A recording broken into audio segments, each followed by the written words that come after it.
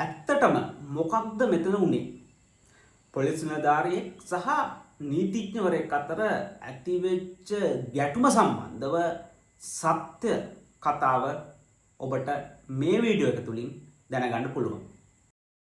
සමාජ මාධ්‍යවල සංසරණය වෙච්ච වීඩියෝ එක තමයි වන්නි නායක කියන නීතිඥවරයා විසින් පොලිස් නිලධාරියෙක්ට ගල්කිස්ස අධිකරණ පරිශ්‍රය තුලදී තමත් දැඩි ලෙස දෝෂාරෝපණයක් කිරීමේ වීඩියෝ එක. එතකොට මේ වීඩියෝ එක හරහා එම නීතිඥවරයා කතා කරපු වාක් විලාසය, වචන භාවිතා කරපු ආකාරය, ඒ සඳහන් කරපු වචනවල තියෙන දැඩි බව මේ කාරණා මත මහජනතාවගේ දැඩි විරෝධයක් එල්ල වුණා. මෙම නීතිඥවරයා වහාම අත්අඩංගුවට ගත යුතුයි. මොහු විශාල අපහාසයක් මේ පොලිස් නිලධාරීවරයාට සිදු කළා කියලා. ඉතින් ඒ කාරණය සම්බන්ධව අද ඒ කියන්නේ 2025 ඔක්තෝබර් 13 අධිකරණයට ෆැක්ට්ස් රිපෝට් කළා බී වාර්තාවක් හරහා දන්නිති සංග්‍රහය 344 කියන වගන්තිය. ඒ වගන්තියෙන් කියනවා රාජ්‍ය නිලධාරියෙක්ගේ රාජකාරිය අවහිර කිරීම සම්බන්ධ සාපරාධී බලහත්කාරකමක් කිරීම යට චෝදනාව යටතේ පොලිසිය අද දින ගල්කිස්ස මහේස්ත්‍රාත් අධිකරණයට ඒ නීතිඥ වන්නි නායකට එරෙහිව කරුණු වාර්තා කරලා තියෙනවා.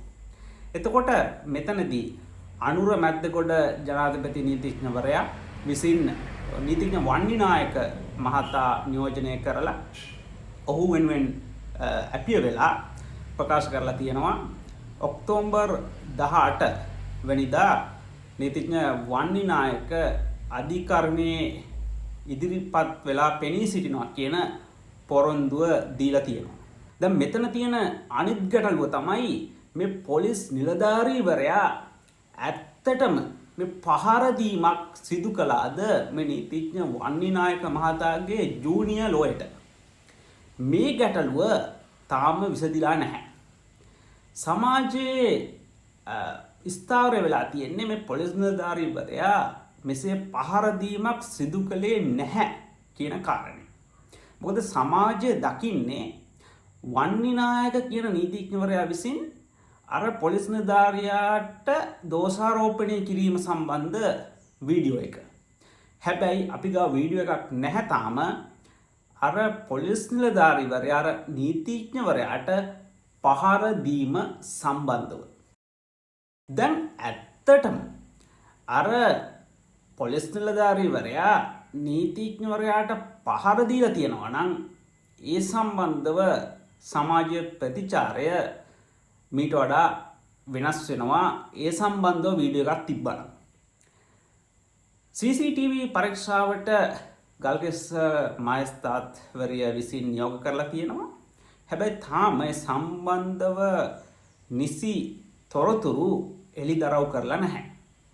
හැබැයි මෙහිදී මම යම් දෙයක් අනාවරණය කරගත්තා.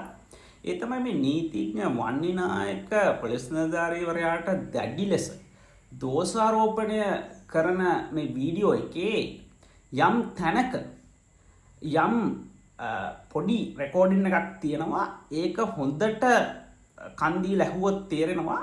එතන කියනවා යම් කෙනෙක් අහනවා තවත් කෙනෙක්ගෙන් මොකක්ද මෙතන උනේ කියලා.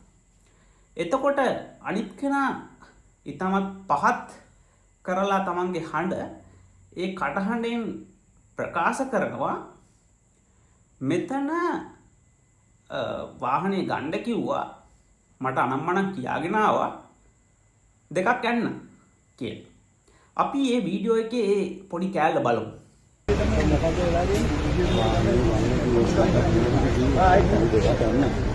ඌයිටට කරුවා මෙච්චර අපිට ඕනේ නැහැ නේද නඩු.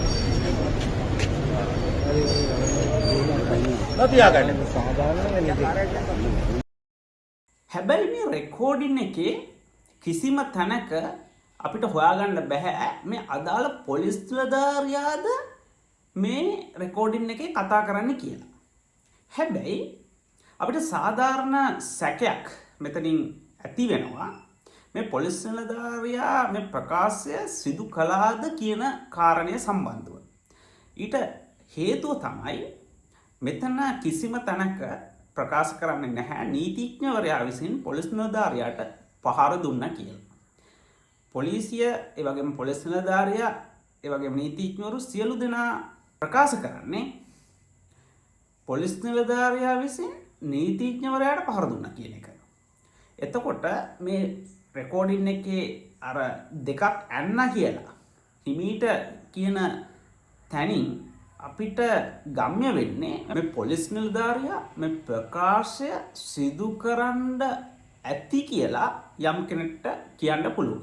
හැබැයි මේ සම්බන්ධවත් හරි අනාවරණයක් නැති නිසා ඒක කටහඬ සම්බන්ධ පරීක්ෂණයක් සිදු කරලා එය ඉටු කරන්න පුළුවන්. කෙසේ හෝ මෙතන අද අධිකරණයේදී මෙම ගැටලුව සමත මණ්ඩලයට යොමු කිරීමක් අපිට දකින්න ලැබිලා තියෙනවා. එතකොට සමත මණ්ඩලයේදී අදාළ පාර්ශවයන් සමතයකට එළඹීම ගොඩක් දුරකට අපේක්ෂා කරනවා මේ ගැටලුව තවදුරටත් ඉදිරියට ගෙන යන්න නැතුව. මොකද මේක අනවශ්‍ය ගැටලුවක් විදිහට අනාගතේ ඇතිවීමේ හැකියාවක් තියෙනවා. කෙසේ හෝ යම්කිසි කෙනෙක් නීතියට පටහැනිව යම් දෙයක් කරලා තියෙනවා නම් ඔහු නීතිය හමුවට පැමිණිය යුතුයි. පමුණුවලා අවශ්‍ය ක්‍රියාමාර්ග ගත යුතුයි. ඒක අපි සමාජ ජීවත් වෙන විදිහට සමාජයේ නීතිය රාමුව අකණ්ඩව පවත්වාගෙන යාමට අනිවාර්යෙන් අත්‍යවශ්‍ය දෙයක්. හැබැයි අපි ඇත්තටම මොකක්ද වුනේ කියලා දන්නේ නැතුව සමාජය විසින් යම් තීන්දුවක් අරගෙන මේ පුද්ගලයා තමයි වැරදි මේ පුද්ගලයා තමයි නිවැරදි කියලා ප්‍රකාශ කිරීම මං හිතන්නේ නැහැ ඒක සාධාරණ තීන්දුවක් කියලා. ඒකට අදාළ යම් විමර්ශනයක් කරහා ඒකෙන් සාක්ෂි හරියට අනාවරණය කරගෙන ඇත්තටම මොකක්ද උනේ ඇත්තටම මේ පුද්ගලයා පහර දුන්නාද නීතිඥවරයාට කියන කාරණය මෙතනදී හරියටම විමර්ශනයකින් එළිදරව් කිරීම ඉතාමත් වැදගත් වෙනවා. ඒ වගේම නීතිඥවරයා විසින් එතන යම් අකටයුත්තක් කරලා තියෙනවා නම් ඒ සම්බන්ධව නීතිඥවරයාට විරුද්ධව ක්‍රියාමාර්ග ගැනීමත් අවශ්‍ය කාරණයක් වෙනවා. ඉතින් මේ හරහා මේ නීතියේ රාමුව හරියට පවත්වාගෙන යාම ඉතාමත් වැදගත් වෙනවා. එසේ නැතුව සමාජය විසින් හුදෙක්ම තීරණය කළොත් මේ පුද්ගලයා වැරදි මේ පුද්ගලයා නිවැරදි කියලා මතුපිටින් පේන කාරණා මත මං හිතන්නේ ඒක සමාජයේ යුක්තිය ඉටු කිරීම සඳහා වැදගත් කාරණයක් කියලා. ඒකට හොඳම උදාහරණය තමයි මං හිතනවා ඔයගලන්ට මතක ඇති සේයා සදුමිනී කියලා දැරියක් හිටියා දෙවුලපිටිය පැත්තේ. ඒ සේයා සදුමිනීව දූෂණය කරලා ඝාතනය කළා. ඒ ඝාතනය කිරීම සම්බන්ධව මුලින්ම අත්අඩංගුවට ගත්තේ කොණ්ඩයා කියලා පුද්ගලයෙකුයි තව ගම්පහ බණ්ඩාරනායක විද්‍යාලයේ අධ්‍යාපනය ලබන ශිෂ්‍යයෙක්. එතකොට ඒ ශිෂ්‍යව අත්අඩංගුවට ගත්තේ ඔහුගේ ලැප්ටොප් එකේ නිල් වීඩියෝ තියනවා කියලා. කොණ්ඩයව අත්අඩංගුවට ගත්තා ගමේ අයගේ සැක කිරීම මත. එතකොට මේ සමාජ මාධ්‍යවල ඒ දවස්වල ඒ වගේම සමාජයේ නොයෙකුත් පැතිවල මිනිස්සු උද්ඝෝෂණය කරමින් දැඩි ලෙස ප්‍රකාශ කළා මේ පුද්ගලයෝ අපරාධකාරව මොවුන්ව වහාම එල්ලා මැරිය යුතුයි කියලා. එතකොට ඒ පුද්ගලයෝ වෙනුවෙන් ඒ කියන්නේ චෝදිතයෝ වෙනුවෙන් පෙනී සිටි නීතිඥවරයින්ටත් දැඩි ලෙස සමාජය විසින් අපහාස කළා මේ අපරාධකාර වෙනුවෙන් මේ නීතිඥවරු පෙනී සිටිනවා කියලා දැඩි ලෙස සමාජය විසින් ගැරහීමක් ඇති කළා. හැබැයි අවසානයේදී අපි දැක්කා DNA පරීක්ෂණයක් මගින් තහවුරු වුණා කොණ්ඩයා මේකට කිසිම සම්බන්ධයක් නැහැ කියලා. ඒ වගේම අර ශිෂ්‍යයා බණ්ඩාරනායක ශිෂ්‍යයා ඔහුත් ඒ සම්බන්ධව කිසිම සම්බන්ධයක් නැහැ කියලා අනාවරණය වුණා. අන්තිමට අත්අඩංගුවට ගත්ත කොණ්ඩයාගේ අයියා කියන පුද්ගලයා ඔහුගේ සහෝදරයව.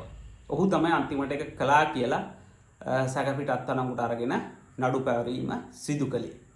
ඉතින් අපිට ඒ තුලින් නුත් ගම්ම්‍ය වෙන්නේ අර සමාජය විසින් මතුපිට පේන සාධක මත පිහිටලා සමාජ විසින් එකපාරට තීන්දුවක් ලබා දෙනවා මේ පුද්ගලයා වැරදි මේ පුද්ගලයා නිවැරදි කියලා. හැබැයි අවසානයේදී බලද්දී සමහර විට ඒ ගත්ත තීන්දුව නිවැරදි සමාජ තීන්දුවක් නෙමෙයි කියන කාරණේ ගොඩක් තැන්වල ඒ විදිහට එලිදරව් වෙලා කියනවා. ඉතින් මේ නීතිඥ වන්නිනායක සහ පොලිස් නිලධාරියා අතර වෙච්ච දේත් ඇත්තටම මොකක්ද උනේ? ඇත්තටම මේ පොලිස් නිලධාරියා පහර දීමක් කළාද කියන එක සම්බන්ධව තාම කවුරුත් හරියට දන්නේ නැහැ. ඉතින් ඒ දන්නේ නැති නිසා මේ සම්බන්ධව හරියටම ඒ පිළිබඳව පොලිස් නිලධාරියා නිවැරදිද වැරදිද කියලා අපිට තාම කියන්න බෑ. ඒ වගේම වන්නිනායක මහතා අර වෙලාවේ කටයුතු කරපු ආකාරය වැරදිද නිවැරදිද කියන එක ඒක අධිකරණය මගින් තීරණය කරයි. ඉතින් මේ සම්බන්ධව තමයි මට මගේ මතය ප්‍රකාශ කරන්න තියෙන්නේ ඔයගොල්ලන්ට. ඉතින් ඔයගොල්ලන්ගෙත් මතය ඔයගොල්ලන්ට පුළුවන් අවශ්‍ය නම් මේ වීඩියෝ එක යටින් කමෙන්ට් කරන්න.